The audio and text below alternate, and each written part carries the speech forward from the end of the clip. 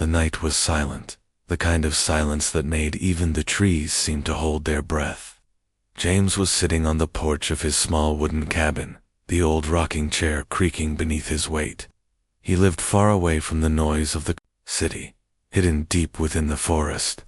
Most nights were the same, quiet, lonely, and uneventful.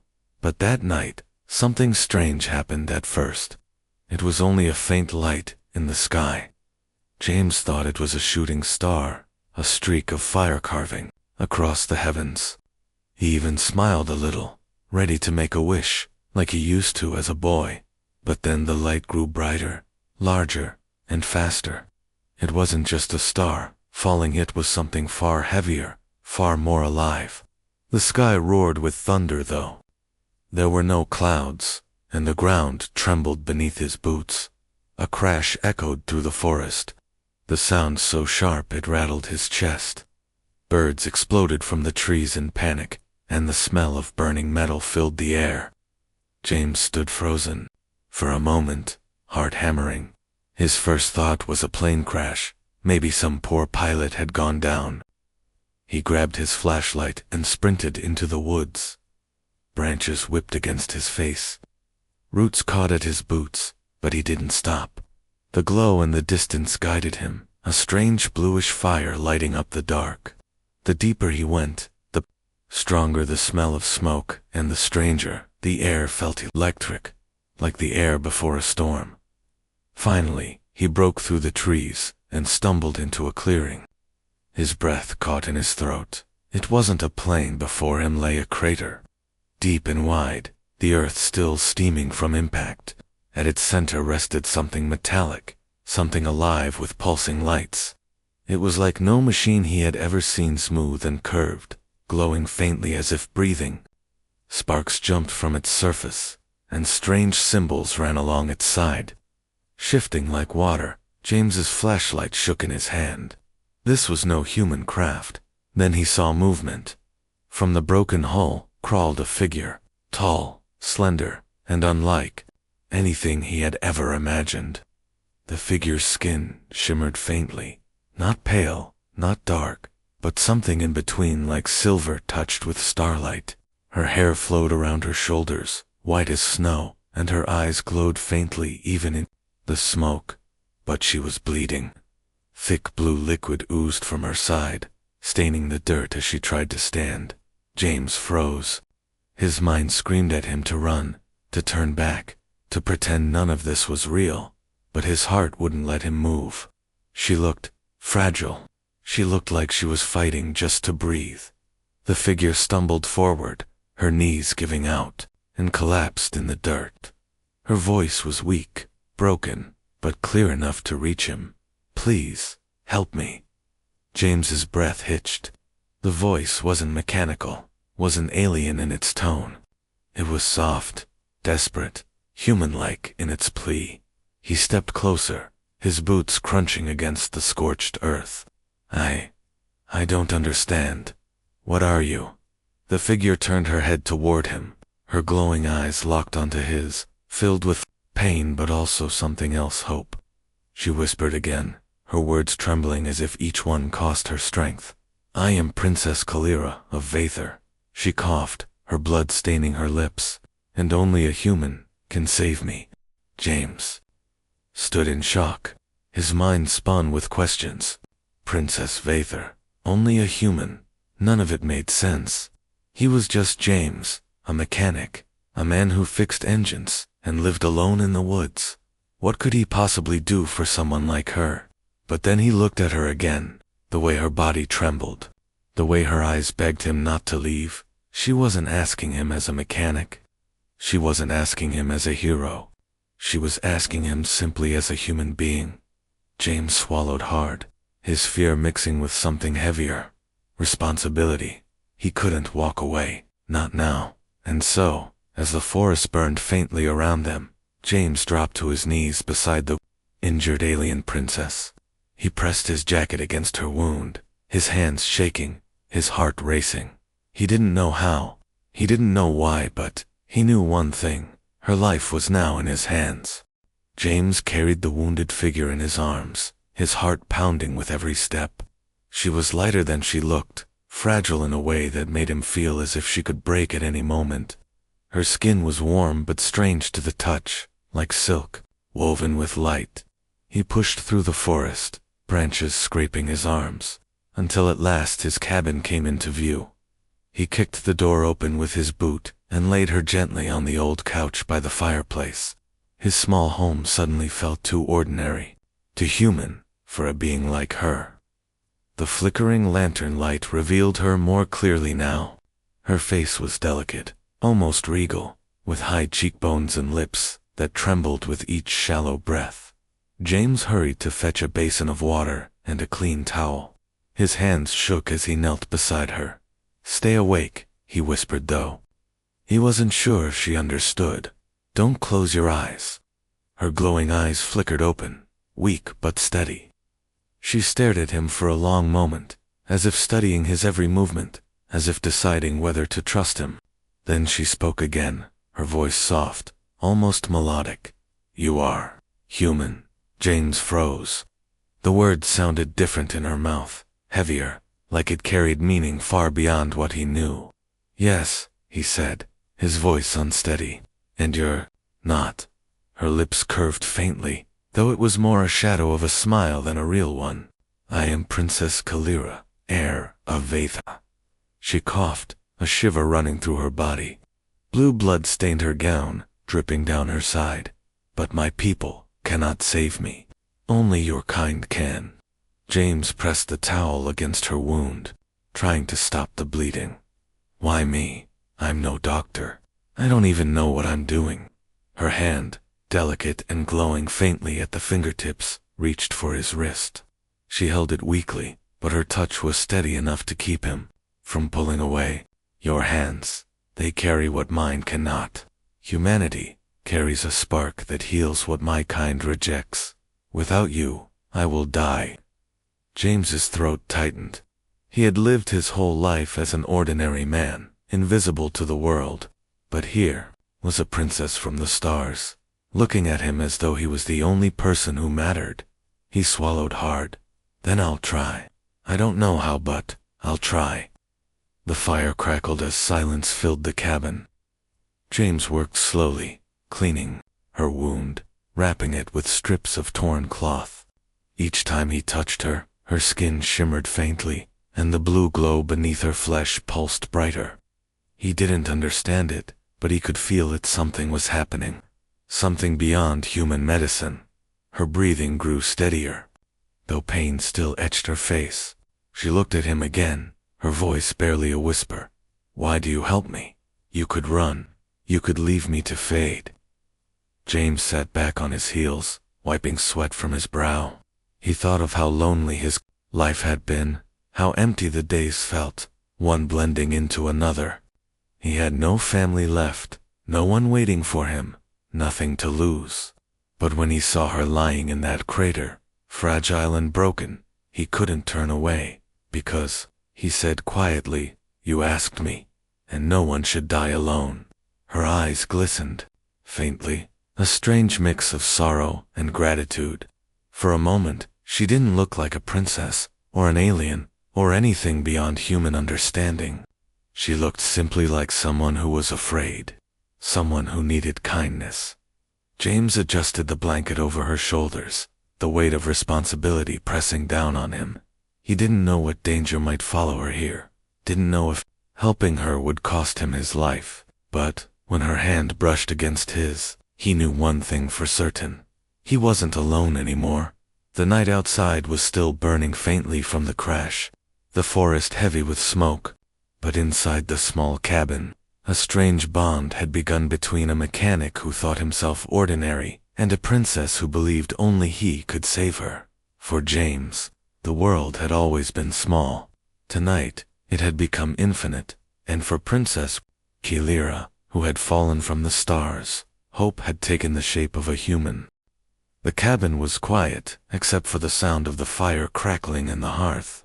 James sat on the wooden stool beside the couch, watching over the strange princess, who now rested in his home. She was breathing slowly, but at least the rise and fall, Overchest told him she was alive. Her silver-like skin shimmered faintly in the lantern light, and her glowing eyes opened every so often, scanning the room as though she was lost between two worlds. James rubbed his tired face with his hands. None of this felt real. Just hours ago, he had been an ordinary man, living an ordinary life.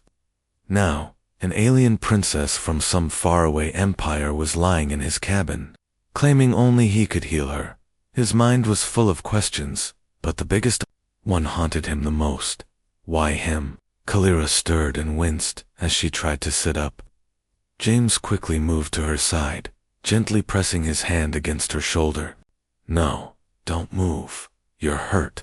Just rest. She looked at him, her glowing eyes locking with his. Rest is not enough. If I stay still, my wound will spread. My body rejects its own healing. Only your touch keeps it from consuming me. James's hand hesitated on her shoulder. He didn't understand how his presence could do anything, but when she said it, her words carried truth. He thought about how the wound had seemed to close, little by little, when he had worked on it earlier. It wasn't skillet, was something else. Something he couldn't explain. I'm not a doctor, James said softly. I'm not even close. I fix trucks, not people. Kalira tilted her head, confusion flickering in her gaze. You doubt yourself, even when proof is before you. You saved me when none of my own healers could. Do you not see? You carry within you the gift your kind has long forgotten. James shook his head. He didn't believe in gifts, didn't believe in destiny. He believed in oil-stained hands and long nights spent fixing machines for people who barely thanked him. But when he looked at her, he wondered, could she be right? The firelight reflected off her skin as she whispered, If you leave me, I will die. If you stay, you may save me. The choice is yours, human. James sat back, staring into the flames. He thought about the life he had built in isolation. He thought about the people who had left him behind, the world that had never noticed he existed. For so long, he had believed his life had no purpose beyond fixing what was broken and fading quietly into the background. But now someone needed him. Not just anyone, but a princess from the stars. He swallowed hard and stood, pacing the small cabin. He could feel the weight of her words pressing against his chest. If he helped her, he would be involved in something far greater than himself. Danger would follow, he knew it. Creatures, soldiers, or whatever had caused her ship to fall, would not stop until they found her. And if they found her here, they would find him too. James's fists clenched at his sides. He could walk away. He could pretend he never saw the fire in the sky, never carried her out of that crater, never heard her call him the only one who could save her. He could return to his quiet, lonely life. But then he looked at her again. Her face was pale, her breaths shallow, yet her eyes still held a spark of desperate hope that he could not ignore. In that moment, James realized it wasn't really a choice at all. Walking away would mean letting someone die when he could have stopped it, and he wasn't the kind of man who could live with that. He walked back to her side and knelt down, his voice steady despite the storm inside him. All right, I'll help you, whatever it takes. Kalira's hand trembled as it reached for his, her fingers curling weakly around his calloused palm. Her eyes glowed brighter, and for the first time, relief softened her expression. Then hope lives. Humanity lives, in you. James didn't understand her words fully, but they sank deep into his heart. As the night stretched on and the fire dimmed, James knew his life had changed forever. He was no longer just a man hidden in the forest. He had made a promise, a choice, that bound him to a princess from the stars. And in that quiet cabin, beneath the endless night sky, humanity's story had begun to shine in ways he never imagined. The forest was quiet again, but James felt the silence was wrong. He had lived alone in these woods for years, and he knew it sounds well: the rustle of leaves, the distant howl of wolves, the chirping of night insects. But tonight, those sounds were gone. The air felt heavy, tense, as if the forest itself was holding its breath. Inside the cabin, Kalira stirred, her glowing eyes half open. She seemed to sense it too. Her hand trembled as she gripped the edge of the couch. "They are coming," she whispered, her voice weak but filled with certainty. James looked at her sharply. "Who?" Her eyes locked with his. "The hunters. The empire that brought my ship down. They will not rest until I am captured or destroyed." James felt a chill run down his spine. He had expected danger, yes, but hearing it confirmed in her voice made his stomach tighten. He glanced toward the door, then back at her pale face. She was still far too weak to move, let alone defend herself. "Then I'll stop them," James said quickly, almost without thinking. Kalira shook her head weakly. "You are only one man. They will have weapons you cannot fight. Do not throw away your life for mine." James clenched his jaw. He wanted to argue, to tell her she was wrong, but deep inside, fear gnawed at him. She wasn't lying. Whoever these hunters were, they wouldn't hesitate to kill him. He was just human, fragile, unarmed, and completely unprepared for this kind of fight. But then he looked at her again, weak, trembling, her glowing eyes filled with fear and sadness, and something inside him hardened. He couldn't walk away. He had promised to stay, and he wasn't going to break that promise. He stood up and moved quickly through the cabin. He didn't have much: an old hunting rifle, a rusted axe, and a few tools he had collected over the years. Against soldiers from another world, it wasn't enough. But it was all he had, and it would have to do. Outside, the night air was colder than before. James stepped onto the porch and scanned the forest. In the distance, faint lights moved between the trees, like shadows carrying fireflies. His chest tightened. They were already here. He hurried back inside. Kalira's breathing had grown faster, her body tense. "They are close," she whispered. "I can feel them." James knelt beside her and gripped her hand. "Listen to me. No matter what happens, I won't let them take you." Her glowing eyes met his, wide with fear and something else, hope. She wanted to believe him, but she also feared for him. "James," she whispered, her voice breaking, "you cannot fight them. Please, if it comes to it, run." He shook his head firmly. Not a chance. A sudden noise cut through the night, the crack of branches breaking under heavy boots. James's blood ran cold. He blew out the lantern, plunging the cabin into darkness, except for the faint glow of the dying fire. Moments later, voices echoed outside, cold, mechanical, and inhuman. "Target located. Life signs detected. Proceed with capture." James pressed, his back against the wall, clutching the old rifle tightly. His heart thundered in his chest. He could hear them moving closer, their footsteps heavy against the soil. Shadows passed by the windows, tall and armored. Kalira gripped his arm weakly. "Please, James, do not give your life for me. They will kill you." James looked down at her, his face set with determination. "Then let them try." The door rattled as something struck it from the outside. Dust fell from the wooden beams, and Kalira's breathing grew frantic. James raised the rifle, his hands shaking, but his eyes locked on the door.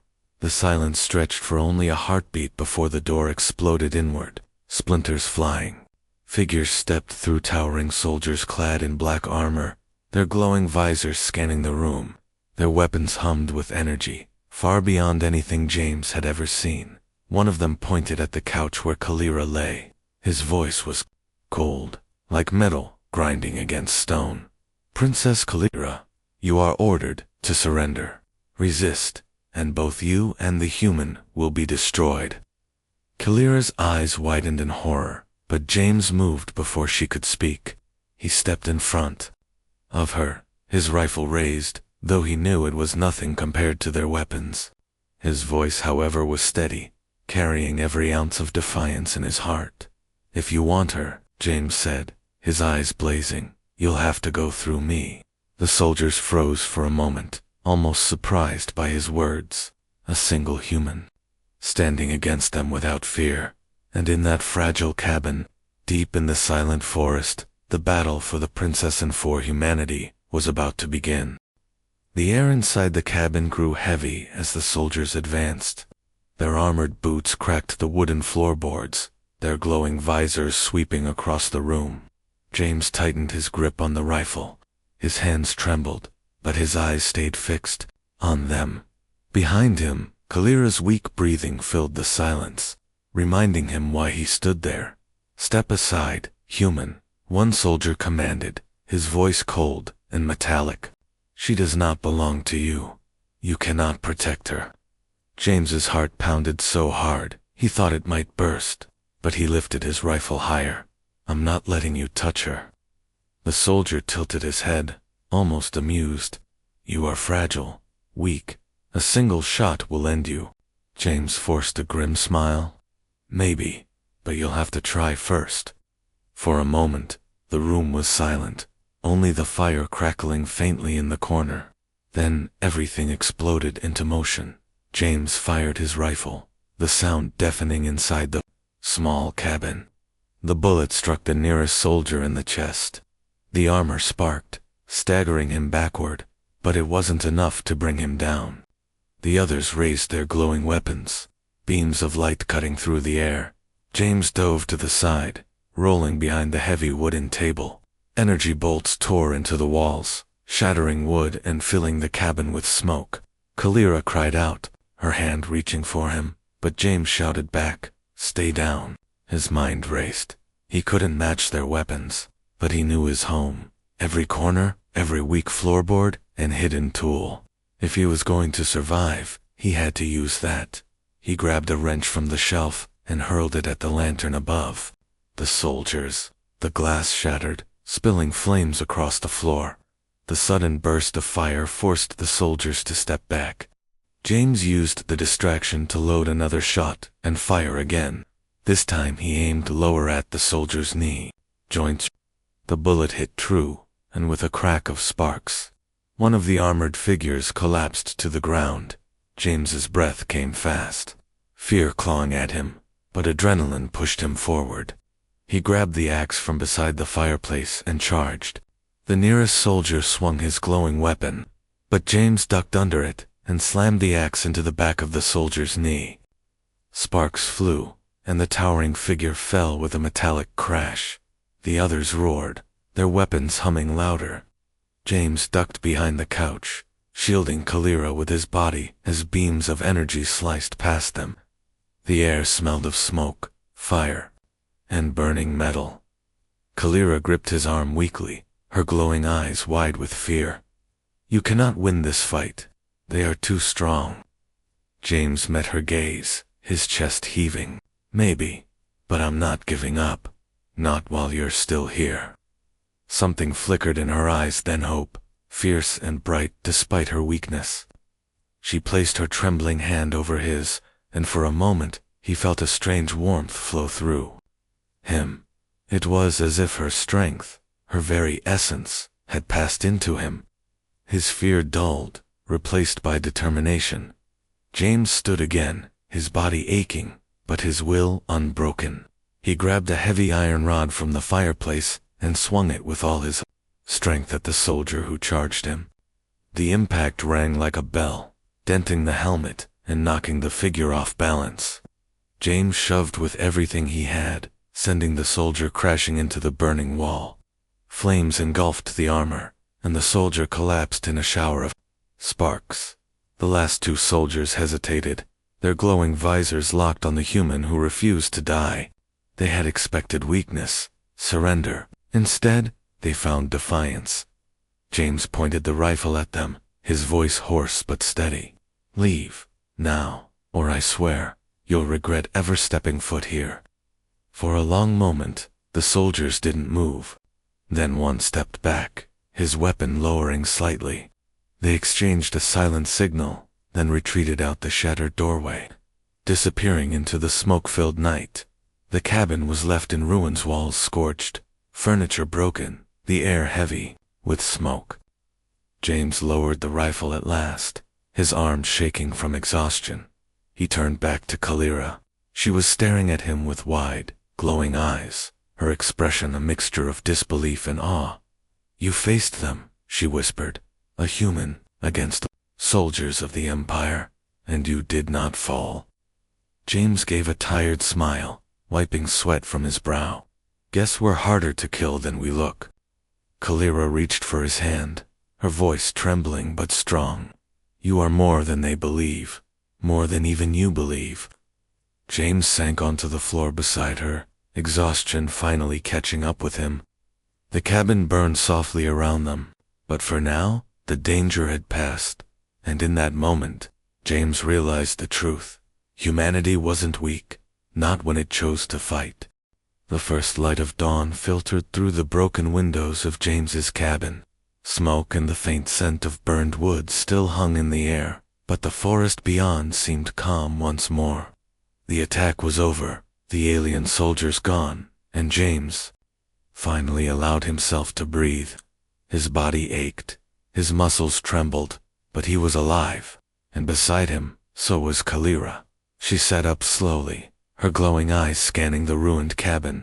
For the first time, the blue blood had stopped, her wound now mostly closed, faintly shimmering as if the light of life flowed steadily within her again.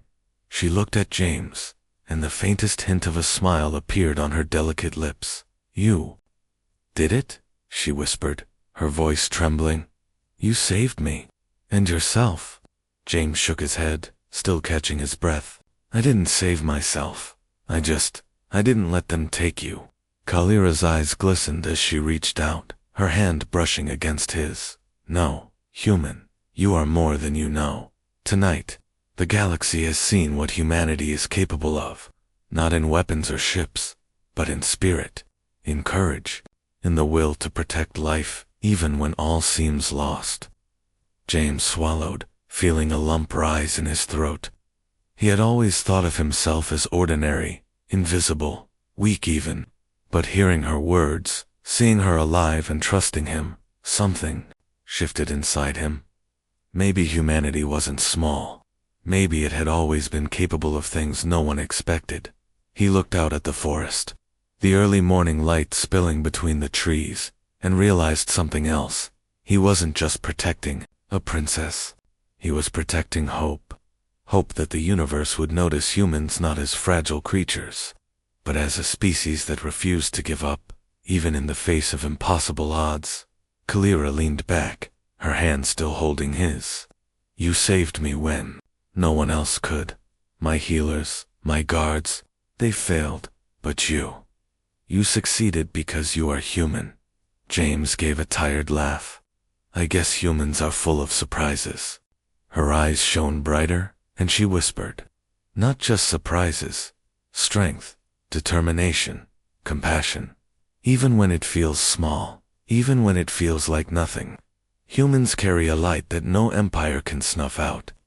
James looked at her, feeling an overwhelming warmth. He realized something he hadn't before. It wasn't just Kalira who had been saved. He had been changed too. She had shown him that even an ordinary man could matter, that even one human could make a difference in the vast galaxy. Kalira shifted, closer, resting her head gently on his shoulder. "I cannot stay here," she said softly. "I must return to my people, to rebuild, to fight. But I will carry your courage with me. The universe will know that humans are not to be underestimated." James nodded, swallowing hard. I'll be here if you ever need help again." She smiled faintly, her glow fading slightly as she prepared to leave. "You've already done more than anyone could ask. Humanity has shown its worth tonight, through you. Never forget that. Never doubt yourselves again." The sky outside burned gold and pink as the sun rose fully over the forest. James stood beside the cabin, watching. Kalira's ship, now repaired and humming faintly with energy, lift into the sky.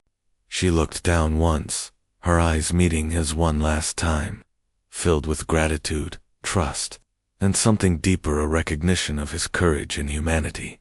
And then, she was gone, leaving behind only the faint glow of hope and the knowledge that humanity mattered. James sank onto the porch, exhausted but proud. His life would return to its quiet rhythm, but it would never feel ordinary again.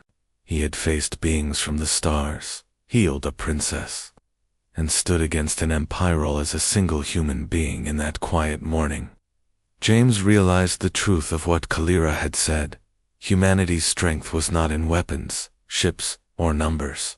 It was in courage, compassion, and the refusal to give up, even when the odds were impossible. And that light, the human spirit, would shine across the stars. James smiled, feeling something warm in his chest. He was just one man, but tonight, he had proven that one human could change the course of a universe. The forest was quiet again, but James knew the story would spread. Somewhere among the stars, a princess would tell of the human who saved her, who fought when no one else could, and who carried the light of humanity into darkness. And that was enough.